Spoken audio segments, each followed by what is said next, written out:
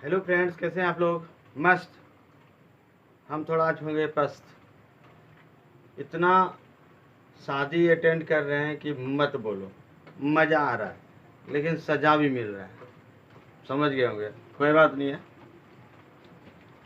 आज हम लोग पुनः हाजिर हो गए हैं मानव जनन पार्ट 5 लेकर के। ऑब्जेक्टिव चल रहा है, ध्यान देना। और तैयारी कैसा चल रहा है आप लोगों का? बढ़िया।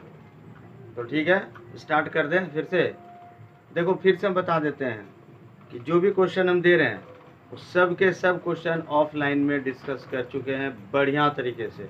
बस आप धड़ाधड़ इसको एक कॉपी में फटाफट से लिस्ट करते रहिए, बनाते रहिए और याद करते रहिए। ठीक है, तो चलिए प्रश्न बोलते हैं, लिखते भी चलिएगा और दिमाग पर जोर डाल करके याद भी कीजिएगा, आंसर भी दीजिएगा। ठीक है, तो चलिए शुरुआत करते हैं।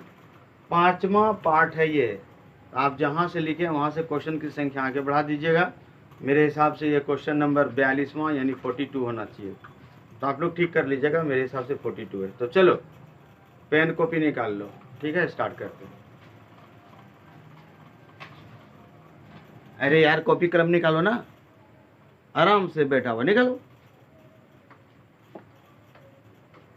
पहला आज का प्रश्न, शुक्राणु के शीर्ष पर मिलता है डैश। ऑप्शन देंगे, ऑप्शन उसके हिसाब से।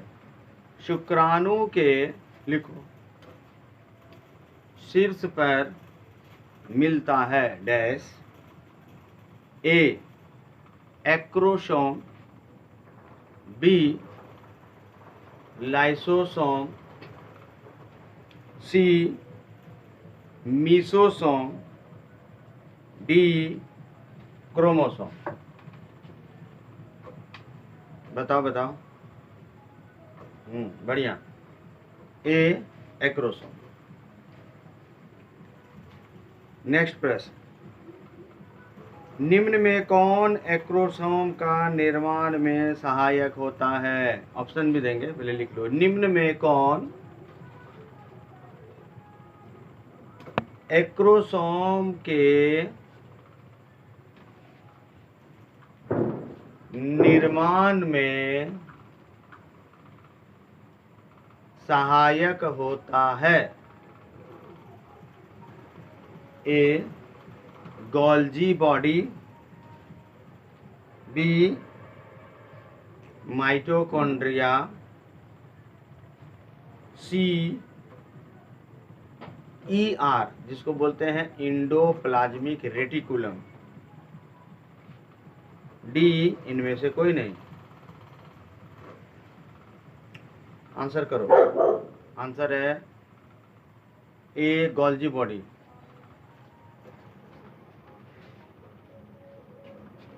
नेक्स्ट, शुक्राणु के डॉट डॉट डॉट डॉट भाग में माइटोकॉन्ड्रिया पाया जाता है।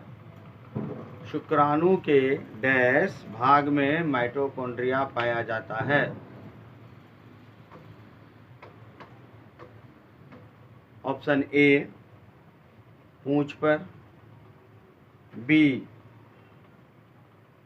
शीर्ष पर,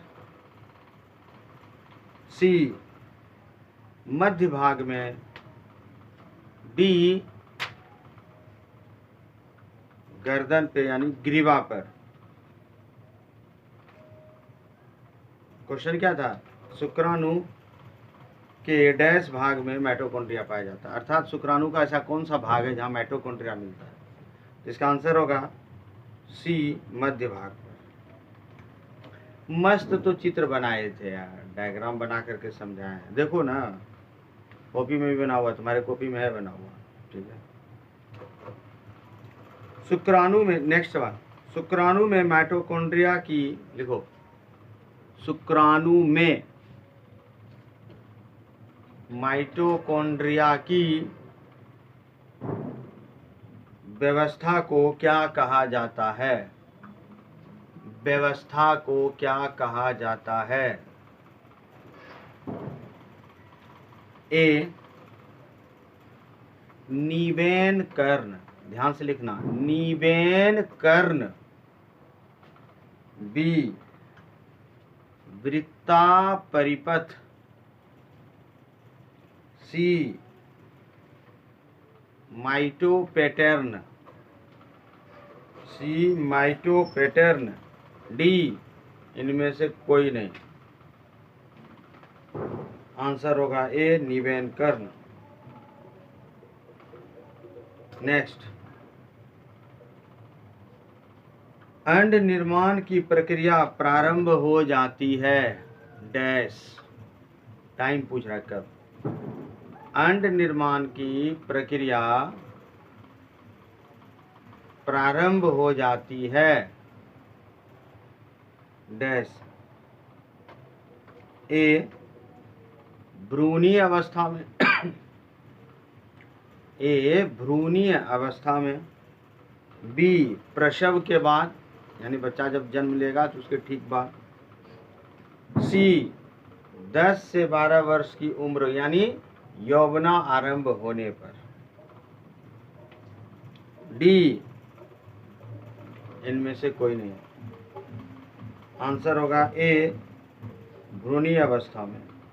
जब माँ के गर्भ में ही मादा शिशु रहती है तो उसी समय से अंड जनन की प्रक्रिया प्रारंभ हो जाती है।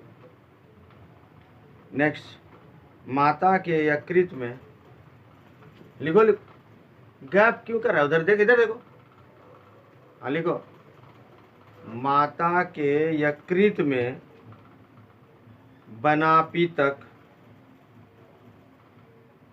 माता के यकृत में बना पीतक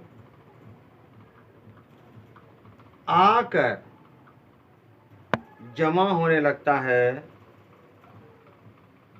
आकर जमा होने लगता है, जिसके कारण शिशु के अंडाशय में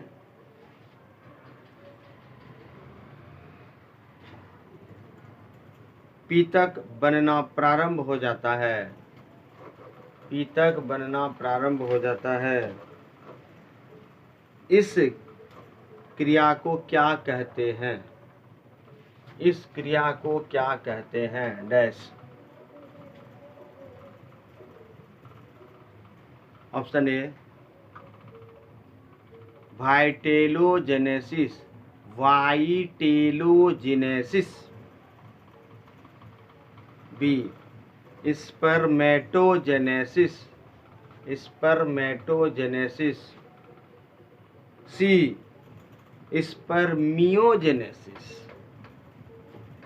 स्पर्मियोजेनेसिस, और डी इनमें से सभी, तीनों के तीनों। आंसर होगा ए वाइटेलोजेनेसिस। नेक्स्ट, प्राथमिक अंडक के अंदर, प्राथमिक अंडक के अंदर मौजूद कोशिका द्रव्य को, प्राथमिक अंडक के अंदर मौजूद कोशिका द्रव्य को क्या कहते हैं। प्राथमिक अंडक के अंदर मौजूद कोशिका द्रव्य को क्या कहते हैं। ए अंड द्रव, बी